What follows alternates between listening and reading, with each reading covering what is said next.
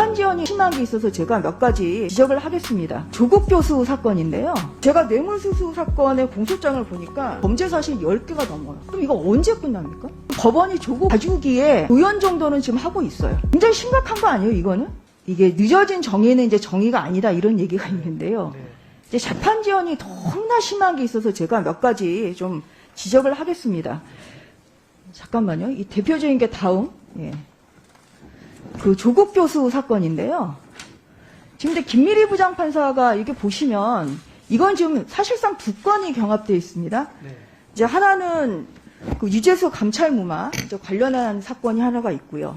그 다음에 조국 교수 부부의 뭐 입시 비리랄지 또 부산대 의전원에서 장학금을 받은 것이 뇌물인지 뭐 이런 뇌물수수 등의 좀 혐의로 두 건이 있습니다. 근데 보시는 바와 같이 지금 작년 3월부터 올 언젠가요? 작년 12월까지는 이제 계속 작년 11월까지는 계속 이제 직권남용만 해서 이제 이거는 아마 변론 종결이 된 상태인 것 같습니다. 이 사건은. 그래 보세요. 그 다음에 12월 4일에 하고 또 6개월 동안 이게 이유 없이 지금 재판길이 안 잡혔어요. 그리고 이제서야 뇌물수수 사건을 하고 있습니다. 근데 제가 뇌물수수 사건의 공소장을 보니까 공소장이 이 직권남용보다 훨씬 많습니다. 이거는 한 범죄 사실 10개가 넘어요.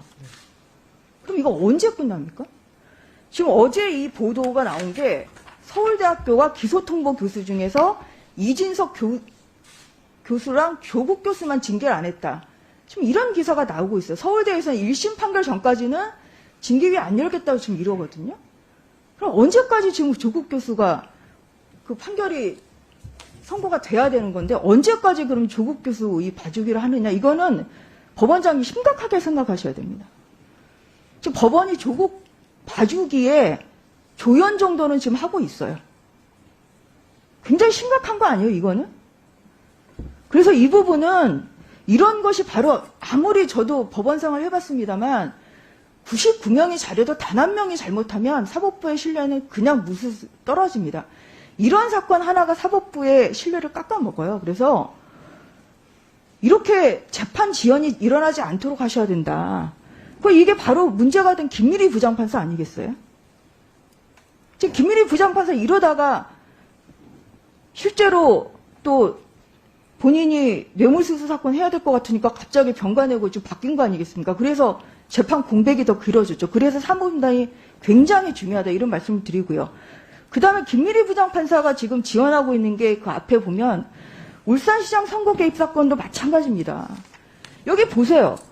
작년에 공판 준비 기일 무려 6번을 작년에 했는데 보면은 작년 10월하고 올 3월까지 5달 동안 안 합니다. 이거 납득할 수 있겠습니까? 국민들이? 그건 제가 잠깐 말씀드릴게요. 아니 그래서 결국은 이렇게 지체된 재판이 결국은 사법부의 신뢰를 깎아내리는 것이고 이런 점에서 좀 사법부가 제 역할을 해야 된다. 이제 이런 말씀을 드리고요. 그 다음 세 번째 슬라이드 보겠습니다. 이제 서부지법 원장님도 이제 나오셨죠? 예, 백왕국 원장님. 예, 이제 이 사건 같은 경우도 이제 그 최근에 보도돼서 국민들의 분노가 폭발을 했는데, 근데 윤미향 의원이 언제까지 지금 의원을 해야 되냐, 사실 국민들의 이 공분을 사고 있습니다.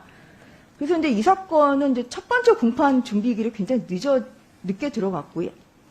지금 이제 뭐 정상적인 속도로 뭐 재판은 열리고 있습니다만, 좀 이 사건도 국민들의 또 이 공감대에서 국민들의 관심을 사는 사건이니만큼 너무 늦어지지 않게 결론을 내릴 필요가 있다.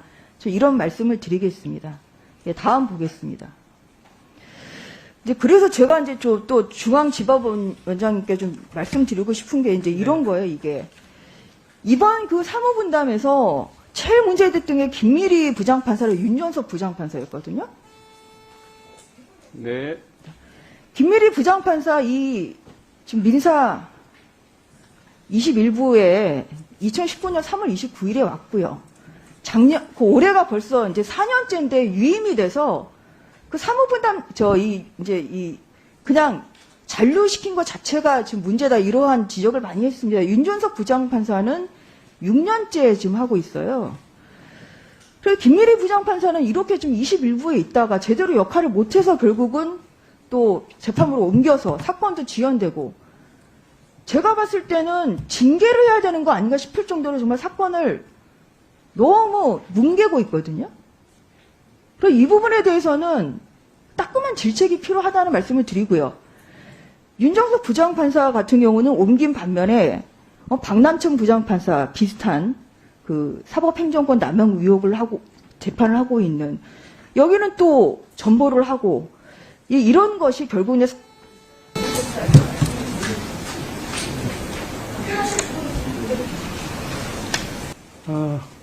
지적하신 국민적 관심 있는 사건이 너무 이렇게 재판 진행이 늦어져서 여러분들이 걱정 끼쳐드린 점은 법원장으로 송구스럽게 생각을 합니다. 다만 말씀하신 김미리 부장 사건은 제가 확인한 바로는 그 관련 사건 수사 때문에 일부가 공소 제기가 되고, 공동 관련 사건의 수사 때문에 기록 복사가 검찰 측에서 제대로 안 이루어져서 공판 준비 절차가 진행되다가 또 공판이 진행돼 준비 절차를 하는, 그러니까 여러 가지 그 기록 복사를 둘러싼 변호인과의 어쨌든 기일 지정 때문에 좀 많이 늦어진 것으로 알고 있습니다. 그래서 그 다음에 또 재판부가 또 바뀌고 이런 사정 때문에 올해도 좀 많이 지연이 됐다. 다만 지금부터는 바뀐 재판부가 속력을 내서 열심히 재판을 하고 있다, 이렇게 말씀드리고 싶고요. 그 다음에 박남천 부장하고 윤정석 부장, 김미리 부장의 잔류나 중앙법원 인사 떠난 거는 저도 제가 인사권자도 아니고 제가 인사의 배경을 전혀 모르는 상황이긴 합니다만, 그냥 제가 생각컨대는 본인들의 의사가 아마 잔류 의사가 결정적이지 않았나 이렇게 짐작은 하고 있습니다.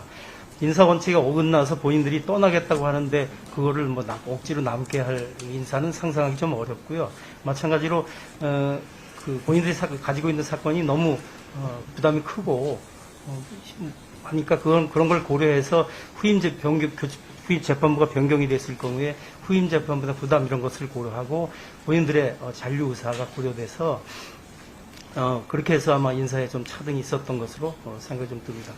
그다음에 윤정석 그 부장님 부분에 대해서는 조금 약간의 오해가 좀 있으신 부분이 있는데, 그거는 인사하고는 상관이 없이 제가 말씀드리고 싶은 부분은 윤정석 부장님 4년째 형사 재판을 담당하고 있는 건 맞습니다. 횟수로는. 다만 2018년 11월 달에 이미 2년 한 10개월 정도의 중앙지방법원 근무를 해서 몇 달 있으면 3년을 채우는 상황인데 2018년 11월 달에 형사 재판을 맡게 됐습니다. 그래서 저도 그 부분이 좀 이상해서 제가 이제 과거 일이니까 떠들어 봤더니, 당시에 사법농단 사건으로 관련 그 법관들이 대거 기소가 되고 기록도 12만 페이지, 16만 페이지가 오니까 그때 아마 그 특별재판부를 아마 3개를 구성을 네.